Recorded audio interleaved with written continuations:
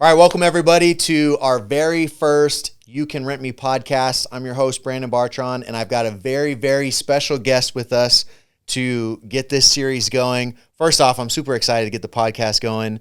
We just had a couple of weeks ago our very first mastermind event here at our headquarters in Tempe, Arizona. Max was here, and he got to be on the panel and drop some really good nuggets, so I appreciate you coming. Yeah. But today is all about you, dude. So today we want to learn about kind of your story, about how you got into the industry, some tips, some tricks. Ultimately, we've got a lot of people watching that are either a current Turo host or they're thinking about becoming a Turo host. And so maybe to get the ball rolling, why don't we talk about how is it that you got into the industry and how long have you been in the industry? Yeah. Well, first off, thanks for having me. This is fun. This can be exciting. So I started in 2021 with my brother. We bought one car. It was a Slingshot. It was a Polaris Slingshot 2016. We spent $22,000 on it. This old guy, he bartered with us. He gave us $500 off. And from there, we kind of just got hooked. I mean, that car didn't have good ROI. We lost about $8,000 on the sale of it, which sucked, and we learned a lot of big lessons. But that got us hooked. From there, we bought another one, then another one, then another one, and now it's just like an itch. We just keep buying more and more cars. So tell me a little bit about your background. What did you do before Turo? So I started a video production company, and it's still running to this day. Before that, or I guess with that, and what got me into that was I started a YouTube channel, test driving and reviewing supercars. So every Saturday, we'd go out and drive like a Lamborghini or Ferrari, and I was just amazed. I was hooked. I mean, I loved the cars, and that kind of got me into the car world. And then I got into video production, and then I got into this, and it kind of just all goes together, which I love. Nice. So we're going to put the link in the description below, but you have a current channel specifically for Turo hosts right now, right? It's King of Rentals, I believe is the name of it. Yep. Got a lot of really good content on there. I know you've interviewed a lot of big-time hosts, so this is kind of a switch. Now you're getting interviewed. I know. I've never been interviewed, but I'm excited. All right, cool. I'm excited to dive into this too. So what's the current size of your fleet right now? We have 22 cars to date. Okay. Right now. Okay. And I don't know about you, but the number one question that I get when somebody is talking to me about Turo is, Brandon, what kind of car do I get? Always. And so I'm curious how you answer that question. I don't answer it with a specific car. I tell them what they need to look out for to determine the best car. And there's 4 things I always say. There's purchase price. You want to make sure you're buying it at the right price, because if you buy it at certain dealerships or if you buy it from certain people, you're overpaying. And flat out, you don't want to do that. Second thing is ROI. So if I'm spending this much, how much am I getting back? Our rule is we want to get as close to 10% as possible. So if we have $10,000 car, $1,000 a month, sometimes it's harder to hit that, especially when you get into nicer cars, and you got to sacrifice that a little bit, but that's kind of our goal. So having good ROI, and then maintenance. I know you're big into that. Like, we just want to not buy a maintenance nightmare, and there's a lot of cars out there that you wouldn't even guess that have terrible maintenance problems. One for us was Nissan Quests. We bought 2 of them at the same time. We didn't know. We just bought them. We're like, these are going to be sweet minivans. Because a lot of people just assume, like, oh, these are going to do well. And both trannies blew on us. We lost about $14,000 between the 2 vans. That sucked. And then the last thing I always tell people to look out for is, do people want to buy this car at the end? And this was the first lesson we learned.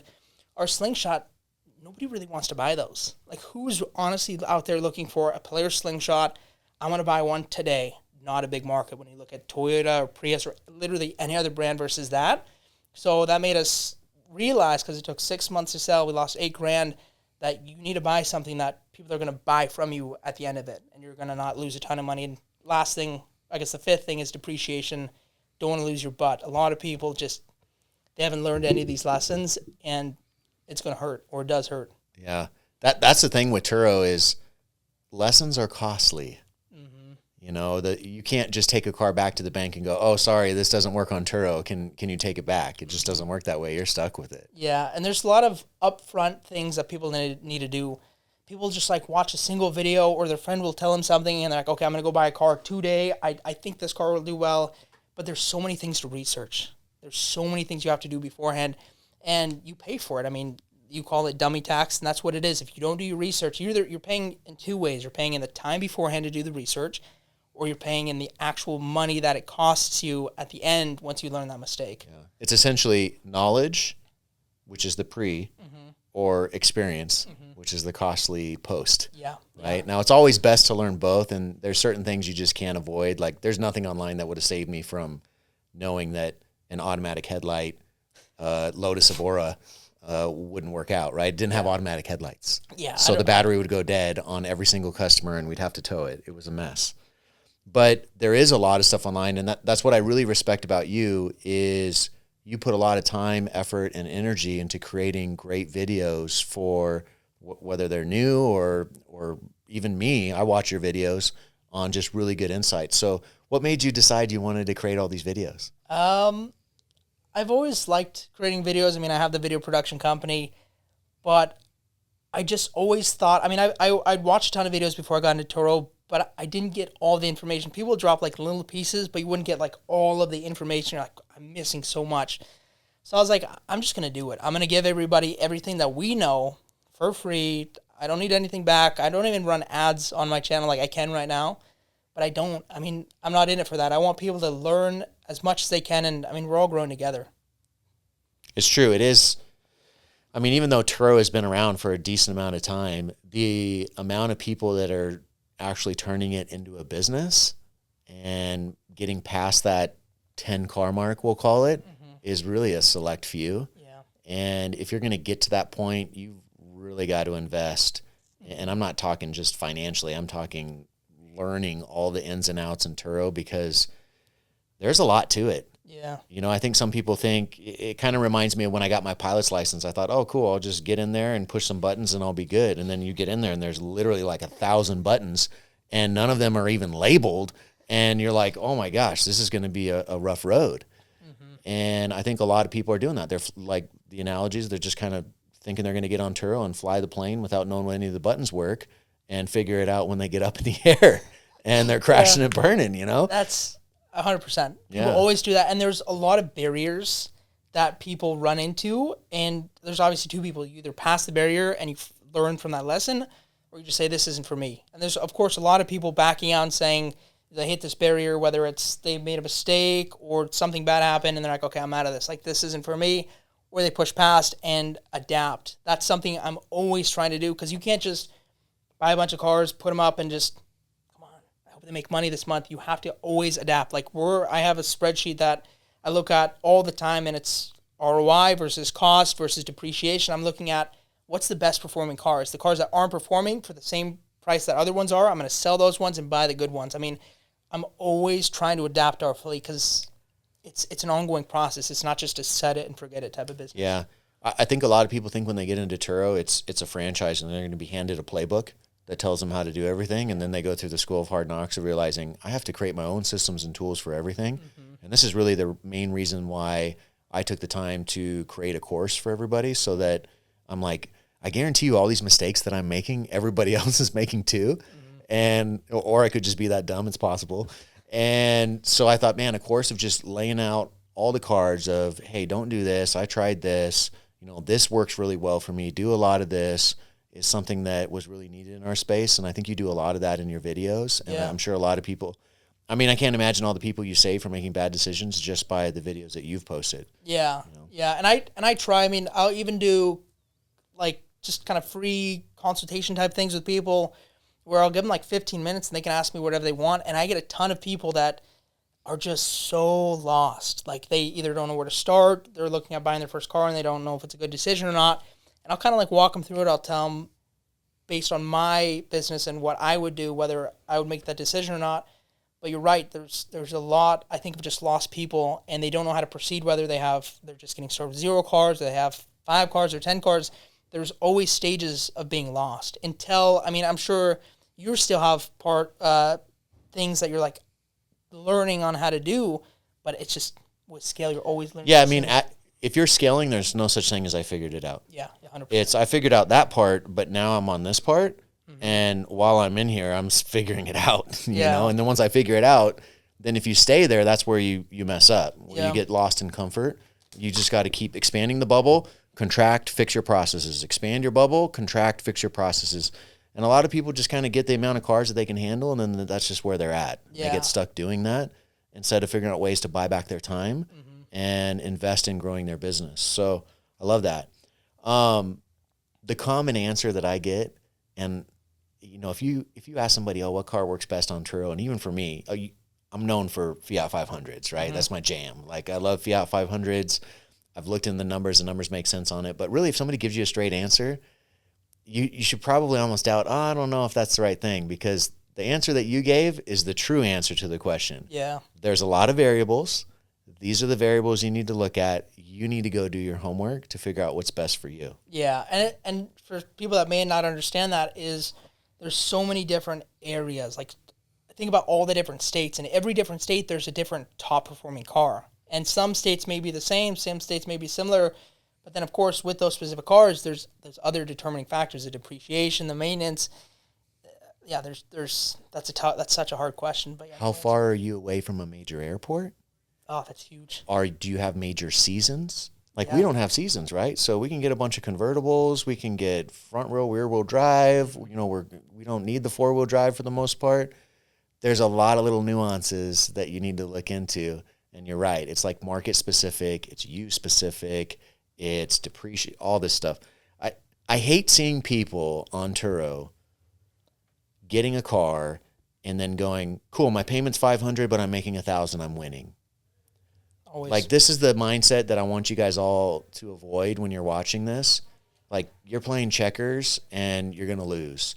The chess is looking at all the variables and not just that one singular one. They mistake cash flow for profit, thinking that they're winning, when in reality, if you take your formula into consideration, they can truly find out if it's winning or not. Yeah, and I've heard about people doing even worse than that. People, not a lot, but I've heard about people comparing real estate to this, which is a terrible comparison.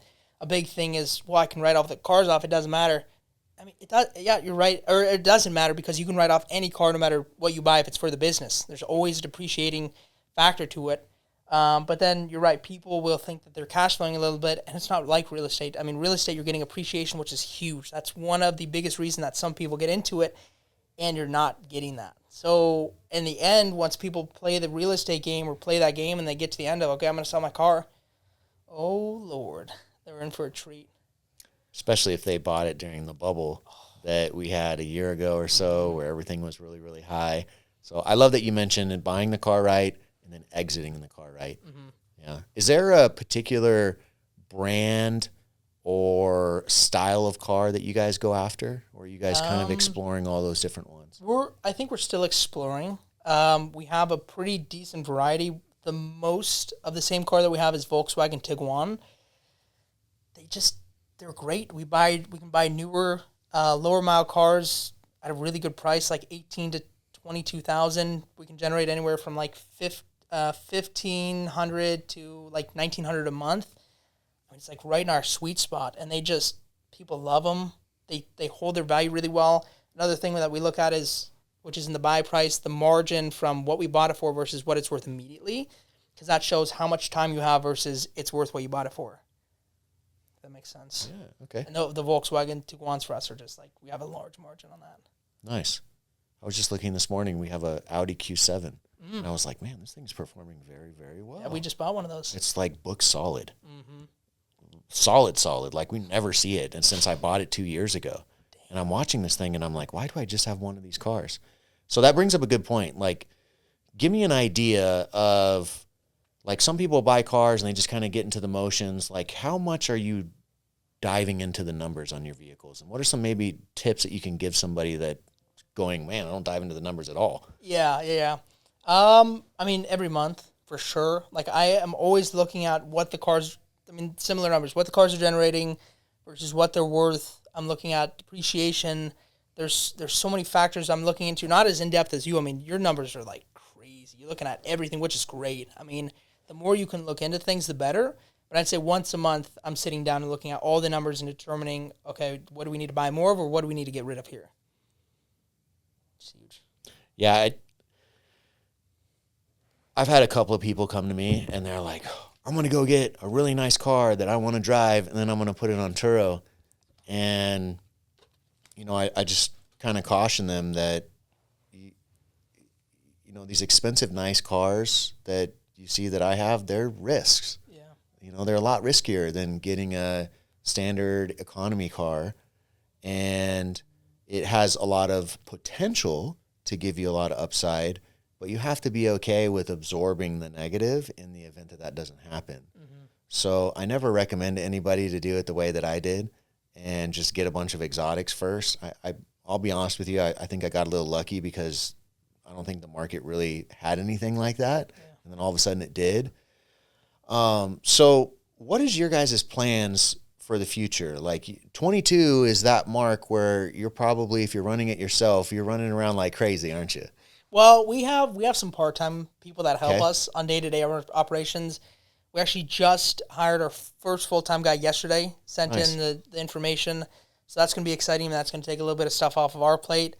But as far as expansion, right now we're back into numbers phase because we're moving into season. Like we're going to come into hot season. So we're determining how our numbers look, how profitable we are, what cars are actually making the right money. I mean, we're always doing this, but especially right now because we're ready to either 50% to 100%, like double our fleet, or we're ready to, see where we're at. So we're really crunching numbers right now. If everything is looking good, if we're as profitable as we think we are, then we're just going to go full steam ahead and just buy as many cars as we can for the season. Nice. I'm sure because you have a bunch of videos on YouTube for Turo, you've kind of gone on there and seen other stuff. Mm-hmm. And I don't know if people just use it as the tagline to try and get views, but I see a lot of things going, is Turo dead this year? Why Turo is a horrible decision and all that stuff. What would be your opinion about Turo and kind of where the market's going? My initial thought is based on saturation. I think that there's a lot of people looking to get into it, but just as many people getting out because of those barriers that they're hitting.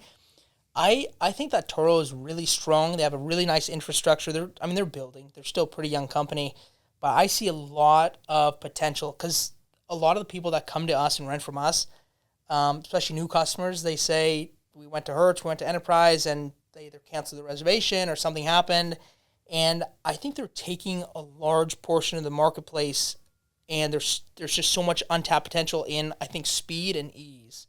And that's something that the big car rental companies just don't have. I mean, you talk to a lot of customers from the big car rental companies, and they say, I had to wait in line for hours, and then they cancel on me, or they didn't have a car when I got there, or they charged me crazy amount of money.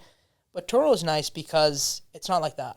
It's quick. It's easy. You can get a car to somebody in 30 minutes. They can book it on their phone. You can have a car in 30 minutes if it's Turo Go, or an hour if it's regular. I mean, it's really nice and easy. And the system that they have built for the people and the company, like the customers, I mean, it's really nice interface, and it's kind of infinite possibility for expansion because, I mean, there could be like always more hosts, and they don't have to buy cars like the big car rental companies. Yeah. What would you say to somebody that they're like, man, I keep seeing these Turo videos and I'm trying to find a business opportunity and I just don't know, like, what if somebody wrecks my car, or, what if, like, they have this anxiety? What would you say to someone like that? I mean, any business, there's what ifs. Like, literally any business you want to get into, there's always what if this, what if that, what if that. I mean, you can't look at that. I would say for people looking to get into the business, just do it right. That goes into doing the research in the beginning, making sure that you're like have your systems in place, and then, I mean, you're going to be fine. Like, as long as you do everything right, there's no reason to worry. And of course, when the bad things happen, like wrecks, honestly, I love totaled cars. I mean, we just had one happen the other day. Thankfully, the people were okay, which is best case scenario. Those totaled cars. I do. it was a Jeep Cherokee 2020, and we're looking to get rid of it because it was only making like $1,200-$1,300 a month on average, but we spent $18,900 on it. So it's like just not performing as well as we wanted, and we're getting ready to sell it, but we tried to sell it 2021 a couple months ago, and we're having a little tough time, so we weren't sure how quickly we're going to be able to sell this. Check our bouncy, accident. Like, oh, shoot. We call the guest. She's okay, thank God. Look at the photos. It's totaled. And now we rented it out. We made probably about $10,000 between Turo and private. I don't know the exact number, but we made a good amount of money, and they're giving us $18,300. So we only lost like $600 in having it for, I don't know how many months, a good amount, but I love totaled cars. One time we had a totaled car, and we made like $6,000 on the back end, which is like crazy. Yeah, we've had, in the 12,500 or so trips that we've done, we've had 4 cars totaled. That's it? And yeah, that's it. And surprisingly, with a lot of the higher end sports cars that we've got too. We've already had 3. And yeah, it's just the luck of the draw, you know. And Turo has been really fair on paying us out. They even pay the sales tax and add on all kinds of stuff. So I've never got one from them and gone, oh, they're trying to, you know, screw us or something. And the reason why I say that is I bet a lot of people don't get into it because there is a lot of bad publicity on YouTube of people saying, oh, Turo didn't pay my this, or they didn't pay my that, or, you know, the insurance didn't cover this. And really what that is, if you really dove into each of those stories, it's they probably didn't take the right pictures when they were checking in the car, or something like just following the proper procedures that Turo requires to, you know, in order for them to keep insurance down for everybody, they can't be paying a bunch of claims from people who are just making stuff up, you know, so they require certain things. Yeah, and I think that that's part of getting it right, like doing it right. Buy the car at the right price, then you're not going to run into any issues. But if you buy a car way too expensive, height of the market, at a dealership, crazy interest rate, you get a car totaled, yeah, you're probably going to be out of the business because you're going to assume that's going to happen for every single car. But do it right, you'll be fine. Where's your favorite place to buy cars? We only buy at auctions now. Okay. Manheim, Metro. Okay. Yeah, we look every week. I just got a Fiat on Manheim for $1,200. How many miles? Green light. Green light? Green light. No kidding. 12. I was the lowest bid. I was the starting bid. Nobody else bid. Whoa. And so I got an auction ended, you know, it wasn't met. And then like 5 minutes later, I got an email saying sold. Wow. $1,200. It's in Washington. It's going to cost me just as much to ship it to get it here. So maybe it costs like $2,000 to get it here. And I think it's got 65,000 miles. Oh my gosh. Yeah. What year is it? Green light. It's a 2000. Most of the Fiats that I'm getting are in the 2012 to 2016 range. That is crazy. What does green light mean? You want to explain it? Green light at the auction just means that if you get it and something's wrong with it over $600, you just say, nah. But there's a time window. You have a certain time window, 14 days. And then you also have a certain mileage that you can put on it, and that depends on what tier you are as a dealer as well, too, because once I bought, I think it was 50 cars, they changed it. Okay. But yeah, so really what you're getting at is it's really hard to win when you're going into a dealer paying full retail and then adding on this and adding on that and adding on this. They don't see it on the front end because they're just seeing the payment every month. They're going to hurt when they go to sell it, right? And so I think that's the important lesson with that. Yeah. I've always been a big fan of education, like we talked about at the beginning of this. I remember one of the very first jobs that I have was selling cars at Volkswagen, actually. It was Ken Garf Volkswagen in Orem, Utah. And my very first sales job, there was this guy named Ryan, right? Maybe Ryan is listening to this and it'd be cool to connect with him because I lost connection with him. But really short dude. He had a little beard. He looked like, I shouldn't say that because he might be listening. So this guy could sell anything to anybody. And I figured out if I took somebody on a test drive, brought them back, and said, hey, guys, I just want to introduce you to Ryan, I got a car sale. It was a split sale, right? But I got a car sale. But what I valued from it was I got to watch him close all those sales. And I'm just in my head taking notes. And then I was actually able to go out and be really good at selling cars. And I think some of us think we're just going to go the whole experience route. We're stubborn instead of investing time to learn from other people's mistakes. Yeah. And so I hope that people find a blend. Was there anything that you did before you first started to research? Just honestly, just much YouTube videos and online forums. But I'm always doing research now. And my research has changed a little bit. It's still a lot of online. But I have a lot of people that I know in the industry, 100 to 150 cars like yourself, and I'll ask questions once in a while because there's still a lot of things that I don't know, and there's always hurdles, and I'm sure that your course goes over all that, but there's just so much information. I mean, you just can't know it all. You can't. Mm-hmm. It's so hard, but yeah, I'm still always doing research and always asking people questions. Yeah, what I love about what we've been doing with creating a community of hosts is we have a weekly call that we get on every single week, and I'm hearing things and I'm like, I never thought about that. Mm-hmm. I'm like 150 cars 3 years later. I never thought about that. And this is somebody who's like just started in the industry. Wow. And I'm like, one person was talking about the other day, like, oh yeah, I spent $3 getting license plate frames with a QR code that says rent me. And I'm like, oh my gosh, it's $1.50. Like, how can you lose? Right? Then they all look uniform as well. It's got your website at the bottom, a QR code in the corner. Wow. It's just like little things like that if you invest the time to learn, you can just get that one takeaway, boom, and I'm going to go incorporate it into my business. And I think a lot of times entrepreneurs are just stubborn and they don't like, the learning just shuts off. Yeah. You know, they get to a certain point and they're like, I've got it all figured out. But to your point, and I totally agree with that, you never stop learning. Yeah. Like there's always something that can get you a little bit closer to your next goal. So how important is it to be within a certain proximity of an airport? Like, what if you have somebody who's like in the middle of nowhere and they're like, I can't do it. Like, I'm not by an airport. Short answer, it's like unbelievably important.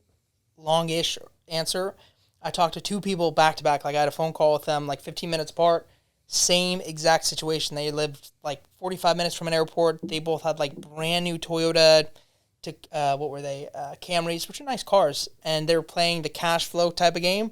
But the problem is their payment with their insurance and their other minor expenses was more than what they're making every month. And I was asking a couple questions, and then I found out where they were, and I'm like, okay, boom, I just solved it for you. You need to get a lot closer to an airport. Because when you're far away, I mean, majority of the traffic is coming in from the airport. I don't know about you, but we are delivering cars to the airport daily, like all day long. A funny story. I travel a lot outside of my Turo business. And I don't even ask the guys here.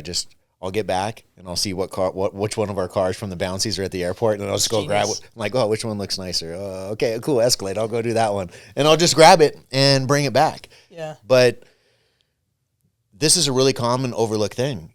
People think, oh, this is a great car, and a great car in a bad location can ruin the deal. 100%. And I would say probably the majority of our trips are to PHX, right?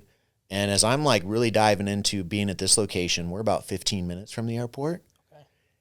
When you're doing 700 reservations a month and you talk about 15 minutes there and 15 minutes back, the gas, the time, how much do you think that, like, to calculate that cost is numbing. Gas alone. It's like mind numbing, right? So if you could just be direct vicinity of the airport, the closest you can get to it, the better. The other thing I like, and I tell people, especially when they're first starting out, to buy back their time, is Turo Go cars. How many cars do you guys have that you have on Turo Go? I asked you about that, and that's part of me always asking people things. We weren't sure. We're on the fence because we're like, I don't know if we want to do Turo Go or not. And then you said do it. And then I set it up, and like probably 20% of our 10% of our reservations, maybe 20 for those cars are Turo Go. And I'm like, holy crap. Like that opened up a marketplace that we didn't even know about. Yeah. Or, I mean, we knew about it, but we weren't sure. I'd say if you can like set all that stuff up, like maximize all of the settings, the more you do, the more you're going to get. Yeah. Just plain and simple. Yeah. So you brought up to me last time you were here and really got me engaged with it, the private rental space. Mm-hmm. And so I'm curious what your thoughts are, if anything's changed since the last time we talked. Like how much of your bookings would you say are Turo versus private rentals? And if you had any suggestions for people that are just on Turo right now to look into private rentals, like what would be that barrier to entry? Yeah. So I don't know the actual day percentage. That's probably something we have to crunch. But as far as bookings, I just checked it this morning. We're at $9,800 in private bookings, and we're at like 12 or 13 on Turo. So we're pretty close. I mean, we're somewhat close to 40, 60 on private and Turo, but the difference is private is like, it's not a ton of reservations. Like the reservations are much larger size because we're making so much money in the different areas. But like, I mean, I'll crunch the numbers just the other day on what we're making on private. I'm like, okay, we're going to triple our ad budget on private and try to switch it. I mean, I want to go as far private as I can. I love Turo. I love the backbone. But to scale and have your own thing, you have to do it like that. Have you created on your YouTube page a private rental video that kind of breaks down a tutorial of the process that you guys do? I have. Okay. It's really hard because there's so much information. Like, aside from like the Turo system and private is, I mean, you're taking over Turo's job. So there's just a lot of things. And now for us, it's like natural. I mean, there's not like a ton of extra things. Like there's not a huge time barrier between Turo and private. I mean, it's a little bit, but to explain it all, like there's just so many steps and things you have to do in order to do it. But I have like the basics. You need this insurance. You should have a website. You should have a booking system. You should be doing marketing. Like I have the basics, but to go in and explain all the different things like the vetting system when they call, it's a lot. It's a lot. It's a lot. And I think to your point, that's why a lot of people don't even start, is because they go, oh, this is so overwhelming.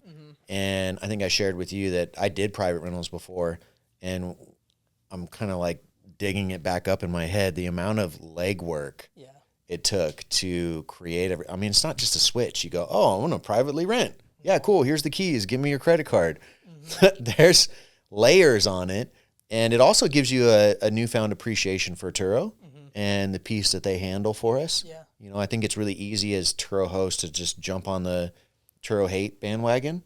But I love the fact that they do the marketing for us, right? They insure the car for us. And the positive side to it is nice. Yeah. So a couple more questions and we'll get you out of here. But I love this conversation. At 22 cars, what would you say is your biggest hurdle right now? Biggest hurdle. That's a good question. That's a really good question. I feel like we're really at a comfortable place right now. I mean, we have our private system down almost to a science. I mean, we really have it well. We have our Turo system down. I think that the only thing is there's no like major hurdle that we're running into, but it's the idea of we need to continually adapt. Like we need to maximize how can we make more profit? How can we increase our margin? I think that's our focus. But we don't have any major hurdles that I can think of off the top of my head right now.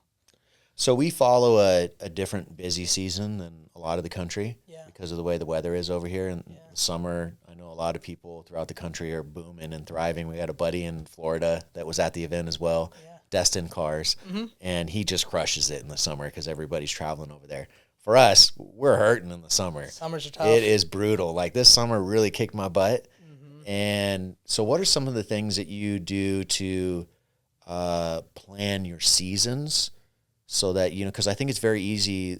I came into Turo in the peak season and I was like, oh, this is phenomenal. And I really, really built everything up and then hit my first season and went, oh my gosh, there's seasons to this. Yeah. So what would you give advice to people about when it comes to the seasons for their area? Yeah, I think, well, there's a lot of things that people can do. What saved us in the summer, because I agree, summer sucked, I mean, for everybody.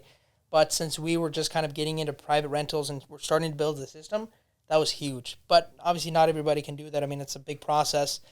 I think that the biggest thing is having external sources of leads. Like your Google My Business, I mean, 1,400 Google reviews, like that is a source where people are coming in and then funneling to Turo. You can partner with hotels. You can partner with dealerships. If you can find external ways to bring in leads, you're going to be better in the slow seasons. You won't be completely fine. Like you're not going to be 100% booked, but you will be a lot better off than if you were to just say, okay, I'm just going to set and forget it. Let's just set the Turo pricing to $3 a day on a 2023. Bring external leads. You can increase pricing a little bit and have higher utilization. That's what we've been doing. Nice. What's the goal of your YouTube channel? I don't know. I don't know. I just want to give everybody as much information as possible. But I don't really have an end goal. I just want to, I guess, help as many people as I can. Yeah. You just like doing it. Yeah. I can it's tell fun. You like doing it when I watch your videos. Yeah. It's always fun. How do you find all these hosts to interview? I don't know. I'll usually look up Turo on YouTube and then I'll find the big ones or I'll just hear about big ones from somebody. Yeah. Somebody sent me your Instagram. Okay. For the first time. I didn't know who you were, and then somebody sent me America's Motors. I was like, whoa, this, and I'd seen the logo, because I always look at cars, and I look at people's pages, and I look at how many cars, and I saw yours probably a year ago, and I was like, whoever this is killing it. There's so many cars on this page. And I was like, and then this guy sent me America's Motors. I'm like, oh, wow, this is it. This is the page, because I'd never really looked into too much. Then I found your page, and then I DM'd you. So it's just kind of, they kind of just come to me, or I'll just find them on pages, and then I'll just reach out to them. So if somebody has got a decent sized fleet right now and they wanted to do a video with you, how would they get a hold of you? If you email me at heartrentalsaz@gmail.com. That's our company email. I see all of that. That's probably the best way. Okay. Yeah, I love interviewing people. I love talking to them because there's so many different things that people are doing that other people don't know about. And just all this little information, if you can add it all up into your fleet, is just so valuable. Yeah. Yeah. So look, I think one of the big overlapping themes that we've been talking about here is educating yourself. And so that's why I really wanted you to be on the first podcast, because I really respect what you're doing. And I also respect the fact that you came in here before and we've had a lot of great conversations where we're just sharing knowledge and giving and receiving. Yeah. And I kind of feel bad for the people that just hold all their cards close to their chest. Yeah. And it's like, no, we're all frenemies. Yeah. Right. And we can learn from each other. So if you're thinking about getting into Turo, or even if you're already into Turo, make sure that you follow Max's YouTube channel, King of Rentals, right? And we've got a really in-depth course. The name of our app is called Turo Courses in the App Store. We've got mastermind groups. We've got this podcast. This is going to be the very first one that I'm excited to launch on there. And we have spent a lot of time and energy creating a course where there's no stone unturned that I can think of. There's a lot of information in there. And so I think that there's no better investment you can do than just getting that information, making sure that you're not touching the stove yourself when somebody has already touched it. And I promise you the cost of the course, if you could just make one right decision, will pay for itself. Yeah. So as we close up, like, what's some of the fun stuff you're working on right now? Like, what's kind of preoccupying your day on the day-to-day basis right now? I would say we're looking at strategic ways to develop. I mean, that's really my main concept right now. My focus that I've been thinking about recently is like pushing partnerships even harder. That's been big. And then obviously pushing private harder. And then just adapting with our cars, just making sure we're buying the right cars. Yeah. All of us as Turo hosts, we're going to get capped at some point to where we can't buy any more cars. Yeah. I don't have any more cash. I don't have any more credit. My mom won't give me her cars, right? And we're just stuck. And co-hosting is the answer for that. I think it's a real untapped market. Yeah. And maybe the next podcast that we hop on, we can really dive into co-hosting. Yeah. Because this makes the barrier to entry to get into Turo nothing. It's just relationships. Yeah. Right? And I spent 20 years of my career getting into door-to-door sales because the barrier to entry is just my time, right? It doesn't take any money to get into it. I had a little $2 white binder with some plastics with, all of my information for my products in there. And I just went and talked to people. And I think co-host is a similar form of doing that. So let's jump on that the next time we do a podcast. Yeah, that'd be great. And so to get a hold of us, do you have an Instagram that you want people to check out? Yeah. Heart Rentals is our Instagram. Okay. We don't post too much on that. The main thing is the YouTube. But I got you a little something for the King of Fiat. Oh, what? No way. You found a Fiat Hot Wheel? I did. They legit made a Fiat Hot Wheel. They did. You know what I might have to do is actually like paint one this color. I don't know if you can see it. You can probably zoom in, but it's got like a stripe. It's actually a pretty cool color. That is. It's sweet. That's funny. Never in a million years would I have thought that I would if you would have told me 2 years ago, hey, Brandon, you're going to have 50 Fiat 500s. Dude, that's so crazy. I would have laughed so hard. I would have said, you mean those go-karts? That's cool. Thank you for the gift. I appreciate it. That was really thoughtful. King of Fiats. Yeah, cool. Well, look forward to a lot of good content coming up on this podcast.